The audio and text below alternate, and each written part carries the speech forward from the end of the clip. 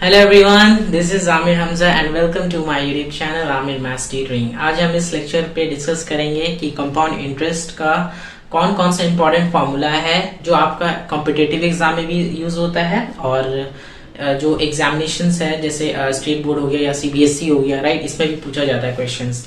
तो ये जो मैं फार्मूला लिखूंगा वो फार्मूला जो है बेसिकली क्वेश्चंस के अकॉर्डिंग होगा और एप्लीकेशंस के अकॉर्डिंग होगा।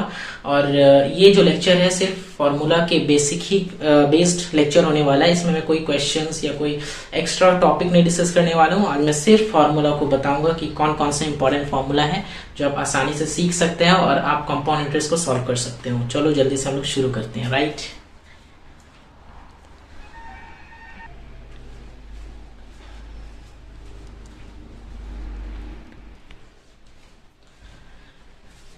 हमारा सबसे पहला फॉर्मूला होने वाला है कंपाउंड इंटरेस्ट का, ठीक है। देखो, कंपाउंड इंटरेस्ट सी आई, कंपाउंड इंटरेस्ट को क्या लिखते हैं? सी आई लिखते हैं, ठीक है। तो कंपाउंड इंटरेस्ट को हम शॉर्ट में सी आई लिखते हैं। Compound interest is equal to, इसका फॉर्मूला क्या होता है? इसका फॉर्मूला होता है अमाउंट माइनस प्रिंसिपल, ठीक है। प्रिंसिपल पी से, कैपिटल पी से होता है प्रिंसिपल और ए से होता है अमाउंट, ठीक है। प्रिंसिपल जो होता है वो क्वेश्चन में गिवन होता है और अमाउंट आपको निकालना होता है। ये पहला नंबर फॉर्मूला हुआ, ठीक है। फॉर्मूला नंबर 2 क्या होता है? ये पहला नंबर एप्लीकेशन भी बोल सकते हैं या फॉर्मूला भी बोल सकते हैं, ठीक है। अब दूसरा होता है ये अमाउंट। हम अमाउंट कैसे फाइंड करेंगे? Capital A amount. अमाउंट को फाइंड करने के लिए इसका फॉर्मूला होता है capital P 1 plus capital R upon 100 divided by to the power n.